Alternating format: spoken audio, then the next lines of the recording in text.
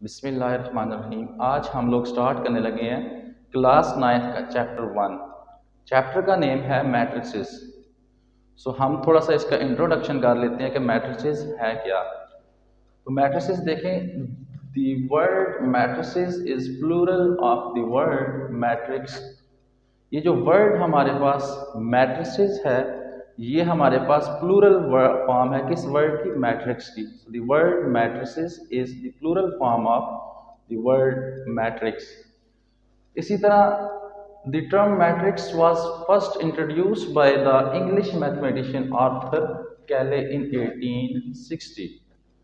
ये जो इस्तेलाह है मैट्रिक्स की या मैट्रिसेस की, वेरी फर्स्ट जिसने यूज़ की वो आर्थर कैले था। आर्थर कैले एक इंग्लिश मैथमेटिशियन थे जिन्होंने 1860 में वर्ड मैट्रिक्स जो है ये इंट्रोड्यूस करवाया। फिर बाद में मैट्रिसेस थ्योरी उसने पेश की। तो हमारे पास इसका ना मैट्रिसेस का कॉन्सेप्ट या मैट्रिसेस का जो हमारे पास नॉलेज है, ये वेरियस फील्ड ऑफ मैथमेटिक्स में हमारे पास यूज़ होता है, साइंस की मुख्तलिफ फील्ड्स में यूज़ होता है। लेकिन आप के लेवल पे 9th क्लास की बुक में जो आपके पास उसने यूज़ इसका मेंशन किया है वो बड़ा सिंपल सा है कि matrices make presentation of a numbers clear and make calculation easier. वो ये कह रहा है कि जो हमारे पास मैट्रिसेस है या मैट्रिक्स जो हमारे पास एक बनता है, वो डाटा को या नंबर्स को क्लियर, बिल्कुल क्लियर लिखा होता है, एंड मेक कैलकुलेशंस ईजियर, और वहाँ पे कैलकुलेशन को क्या बनाता था? ईजी। क्लियर का मतलब यह है कि आप मैट्रिक्स को देख के क्लियर बता सकते हैं कि इसमें ये बात उसने की है। अगर आप इसको स्टेटमेंट की फॉर्म में लिखते हैं या वैसे दूसरी तरह आप इसको अरेंज करते हैं डाटा को, तो आपके पास जगह भी, स्पेस भी वो ज़्यादा लेगा और आपको डिफ़िकल्टी पेश आएंगी उस डाटा को देखकर। देखें, कहता है कि जी सपोज करते हैं कि एक मैच पाकिस्तान और इंडिया के दरमियान मैचेस खेले गए हैं। आपको ये चार्ट देखकर पता चल रहा होगा या आपको ये फॉर्म देखकर पता चल रही होगी कि हाँ 8 मैचेस खेले गए हैं पाकिस्तान और इंडिया के दरमियान, जिसमें से 4 मैचेस पाकिस्तान ने जीते हैं और 3 मैचेस आप जो है वो इंडिया ने जीत लिए हैं, जिसमें से एक मैच ड्रा हो गया है। पाकिस्तान ने 3 मैचेस में लॉस किया है और इंडिया जो है वो 4 मैचेस में लूज़ कर गया है। तो बजाय एक स्टेटमेंट लिखने के आपने क्या किया कि आपने डाटा को एक चार्ट की शक्ल में लिख दिया। जिस तरह अभी वर्ल्ड कप गुजरा है तो आपने वहाँ पे पॉइंट्स टेबल देखे होंगे, तो वो भी रो एंड कॉलम्स की फॉर्मेशन से बनते हैं। तो वहाँ पे आपको देख के क्लियर पता चल जाता है कि क्या पॉइंट स्कोरिंग या कौन सी टीम जो है वो कहाँ पे खड़ी है। इसी तरह आपके पास मैट्रिक्स की अगर डेफिनेशन की बात करूँ तो matrix is a rectangular array of a real numbers, यानी कि ये हमारे एरे का मतलब है फॉर्मेशन बनाना, फॉर्मेशन। तो मैट्रिक्स जो है हमारे पास rectangular array of real numbers enclosed in a square brackets, यानी कि एक हमारे पास रेक्टेंगुलर शेप होगी, जो हमारे पास एक नंबर्स होंगे रियल, जो हमारे पास स्क्वायर ब्रैकेट के अंदर इनक्लोज होंगे। इन अदर वर्ड आप कह सकते हैं formation of a collection of real numbers, यानी कि ये एक शक्ल है, एक फॉर्मेशन है रियल नंबर्स की, और उसको हमने इनक्लोज बाय ब्रैकेट्स, हमने उसको ब्रैकेट्स में इनक्लोज किया होगा, ब्रैकेट्स के अंदर लिखा होगा। और हम लोग जो है मैट्रिक्स को डिनोट करते हैं कैपिटल लेटर्स के साथ, ABC टू Z तक। कोई भी आप उसमें कैपिटल A से उसको डिनोट कर सकते हैं, कैपिटल B के साथ, कैपिटल C के साथ। अब देखिए मैट्रिक्स का आपको पता चल गया कि मैट्रिक्स आपके पास क्या होगा। आपके पास एक रेक्टेंगुलर एरे होगा, ठीक है, एक रेक्टेंगुलर शक्ल होगी जिसमें आपके पास रियल नंबर्स जो हैं आपने उनको एक ब्रैकेट्स के अंदर लिखा होगा। या आप अदर वे में ये कह सकते हैं कि formation of collection of real numbers, ये हमारे पास एक फॉर्मेशन होगी रियल नंबर्स की, ठीक है, जिसको हमने एक ब्रैकेट्स के अंदर इनक्लोज किया होगा। या फिर आप कह सकते हैं कि the formation of rose and columns enclose by brackets. अब देखें फॉर एग्जांपल अभी हमारे पास नंबर्स हैं 2 3 4 5। 2 3 4 5 को मैंने क्या कर दिया, रो एंड कॉलम की शक्ल में लिख दिया। या फिर आप क्या लेंगे 2 3 4 5 को आपने एक रेक्टेंगुलर एरे के अंदर या आपने एक ब्रैकेट्स के अंदर उसको इनक्लोज कर दिया। इसी तरह देखें हमने ये बात की थी एग्जाम्पल की कि जो मैचेस खेले गए थे 2, तो आप इसकी मदद से आप एक मैट्रिक्स बना सकते हैं कि 8 मैचेस पाकिस्तान ने खेले हैं और 8 मैचेस पाकिस्तान और इंडिया के दरमियान हुए, जिसमें से 4 पाकिस्तान ने विन किए हैं और 3 जो है वो इंडिया ने। एक मैच दोनों के दरमियान ड्रा हो गया है और 3 पाकिस्तान ने लूज़ किए, जबकि 4 मैचेस इंडिया ने लूज़ किए हैं। तो यहाँ पे आप लिख सकते हैं सिंपली कि ये पाकिस्तान, ये आपके पास इंडिया, और यहाँ से आप लोग डाटा को एक मैट्रिक्स की फॉर्म में रिप्रेजेंट कर सकते हैं। अब आगे देखें कि हमारे पास ये जो हमारे पास नंबर्स होते हैं, हम इनको क्या कहते हैं? Each numbers in a matrix is called an element या an entry of the matrix. हर एक नंबर जो मैट्रिक्स के अंदर मौजूद होगा उसको हम उस मैट्रिक्स का एलिमेंट या फिर हम कहेंगे कि ये इस मैट्रिक्स की एंट्री है। जैसे कि 2 3 4 5, तो हम कह सकते हैं कि 2 एक एलिमेंट है इस मैट्रिक्स का, 3 भी एक एलिमेंट है इस मैट्रिक्स का, 4 भी एक एलिमेंट है इस मैट्रिक्स का, और 5 भी क्या है? एक एलिमेंट है इस मैट्रिक्स का।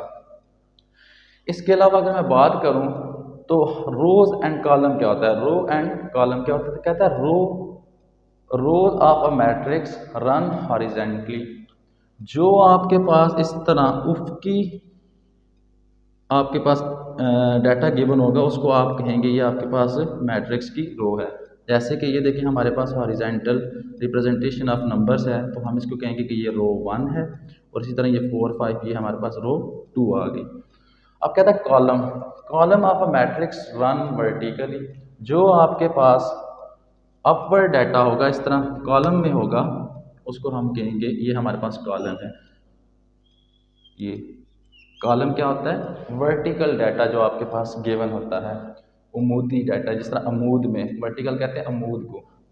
तो row of a matrix run horizontally, उफ़क़ी आपके पास जो डाटा गिवन होगा एक कतार में गिवन होगा उसको हम कहेंगे ये रो है, और इसी तरह अमूदी आपके पास जो डाटा गिवन होगा तो आप उसको कहेंगे ये आपके पास कॉलम है।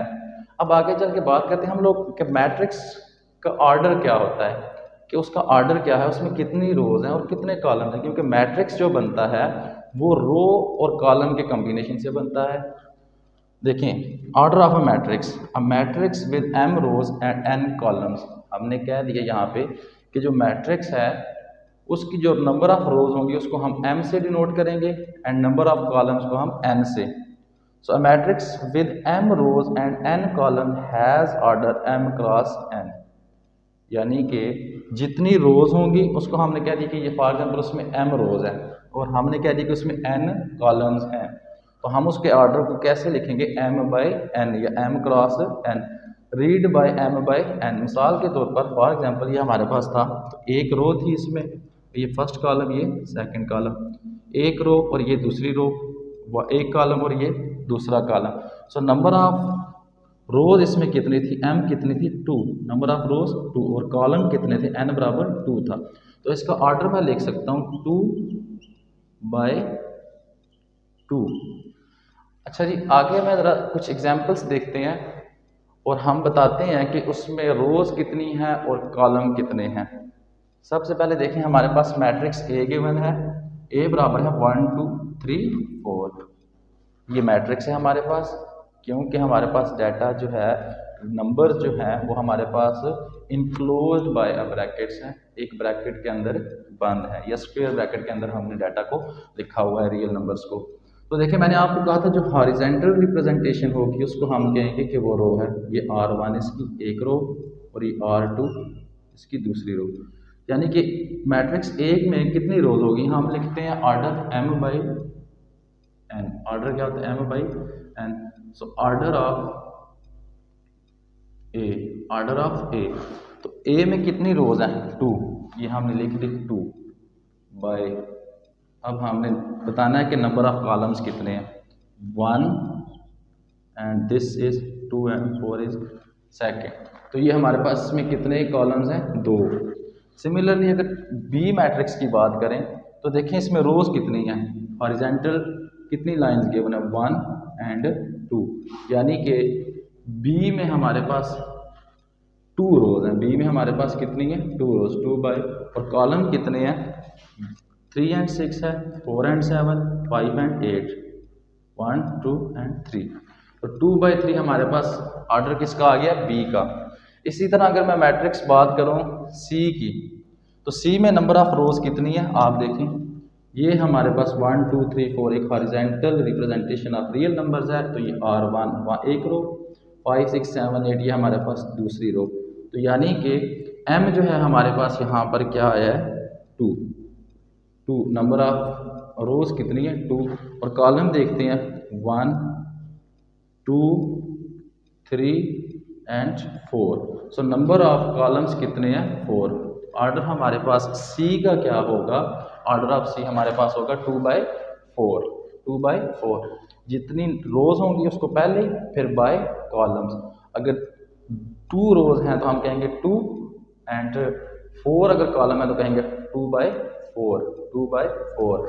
इसी तरह अगर हम लोग डी की बात करें तो डी में देखें कितने रोज हैं, ये 2 3 4 एक हॉरिजॉन्टल रिप्रेजेंटेशन, 5 6 7 ये दूसरी, और 1 2 3 हमारे पास तीसरी। रो 1 थी, ये रो 2 थी, और ये रो 3 थी। और इसी तरह अगर हम कॉलम की बात करें तो 2 5 1 एक कॉलम, C1 ये हमारे पास 3 6 2 दूसरा कॉलम, और 4 7 3 हमारे पास तीसरा कॉलम है। तो हम कह सकते हैं कि इसमें कितनी रोज हैं, रो कितनी थी 3, और कॉलम कितने हैं वो भी हमारे पास 3 है। तो हम कहेंगे 3/3 इसका जो है वो ऑर्डर है, क्योंकि नंबर ऑफ रोज 3 और नंबर ऑफ कॉलम्स भी 3 है, तो 3/3 इसका ऑर्डर है। अगर ई की बात करूं तो देखें 5 ये हमारे पास एक रो हो गई है, बस इसकी एक ही रो है, और कॉलम की बात करूं तो ये 5 इटसेल्फ है, तो ये एक ही कॉलम। तो मैं कहूँगा कि ई का जो हमारे पास ऑर्डर है वो 1/1।